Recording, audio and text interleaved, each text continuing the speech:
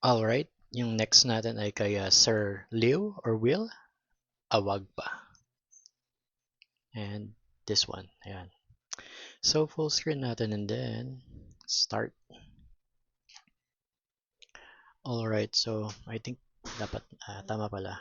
Okay, and then so sa first question, yung 11757 here. Bakit 767? Mas marami siya ng 10. So, later check natin yan sa kanyang formula. But definitely yan, bakit mas marami ng 10. But, yan, sinagot niya yung first question.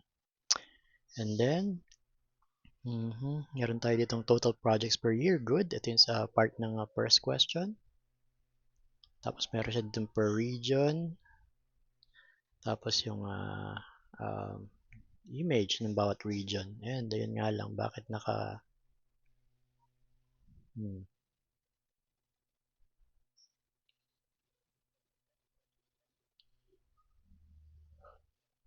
Okay. Pero yung gradient. And nakikita natin dito, ayan, good one. Total projects, completed projects, ongoing. Nandito yung status, parang ganun. Tapos, pending. Pero yung dapat siguro meron delayed and incomplete, parang ganun. So, ayan, okay lang. This is good. Okay. Meron pa bang ano? Filter. Ayan, kung may naka-filter, nakikita dito. Good. Implementing office. Ayan. Nasa Luzon ba yung NCR? Ayan, pinasok niya sa Luzon yung NCR. Okay, close natin. Tapos ano pa ba meron dito? Approval category, implementing office. Okay, close. Next is for the flood project.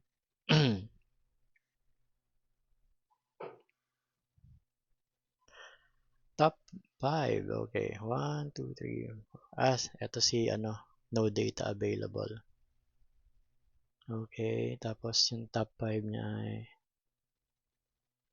not in alphabetical order kasi ito 8.2, 8.0, 7.0, and 5.1.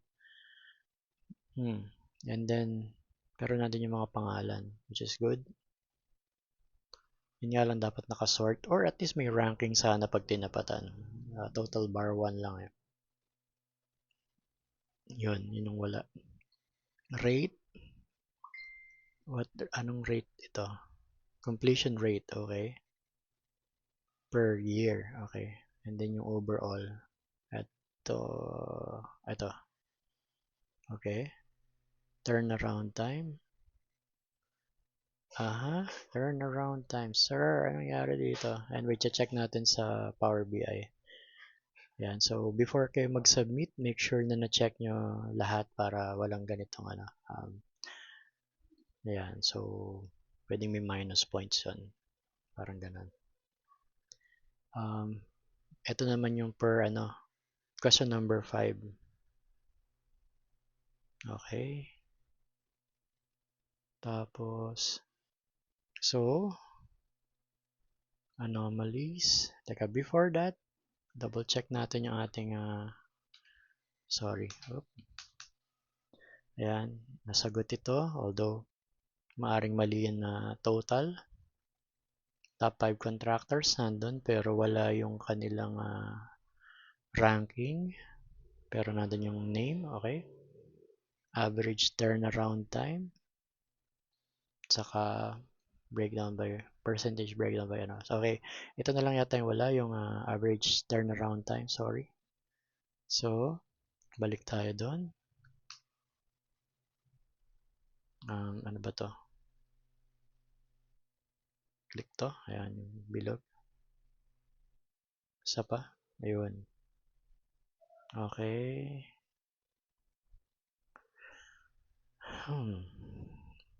I think medyo ano, may problema ako dito kasi duplicated projects and fund impact. Paano siya na-duplicate? By ano ba? Program name? Or duplicate per city? Ayan, so hindi medyo malinaw yung ano kasi projects affected 111 pero nasa ng duplicate ito. So kung titignan ko ba to, makikita ko kung alin sila yung 5 sa basud. Ayan, so hindi clear kung paano sila naging ano. Pero I think anong ano to, pare-pareho ba ng dahil pare-pareho ng pondo puro 1.15. Yan, if that is the case, then probably yun yung reason. Pero mas maganda sana kung may pwedeng i-drill down pa para makita yung project ID and project ano parang ganun. Ayan. O kaya naka-filter na sana to ng projects affected yung ano lang 2 and up parang ganun 'di ba? Para pwede kang mag-count ng distinct na project ID siguro para ilan yung projects affected talaga parang ganun 'di ba? Ayan. And then yung pagka ganun ba like this one 1.15 billion so dapat divided by 5 ba to? Dahil ano nila parang sum nilang 5. Ayan, so medyo hindi clear yung pagdating dito. Tapos balik tayo dun sa ating ano dito, ayan. Ayun yung turnaround time. Okay to? And then ito yung nabanggit ko nung isang gabi na okay. Imagine, nakita natin na may FCI, yung um, ano bang ano logo nito? NIA yata yun. And then itong MWSS. Paano sila nagka-problema ng related sa flood control projects? Parang ganun. Pero yeah, I think possible naman kasi NIA is for irrigation sa mga farms so para ma-avoid yung flooding ng farms pwedeng naglagay sila ng flood control. MWSS is for the water so probably para hindi para saan. Anyway, yan. Pero good idea na pinakita mo, di ba? Parang ganun. May plus points ka dito kasi ikaw lang yata gumawa. And then, to 3 months, 68 days kasi yun. So, 3 point something, di ba? Baka ni-round up lang niya, which is okay na rin. Hold on. Ano to? How duplicate pala to?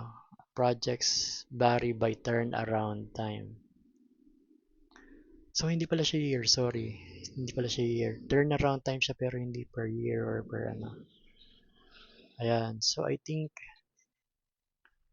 nasagot niya lahat pero may mga mali. Parang ganon. Or hindi as per expected.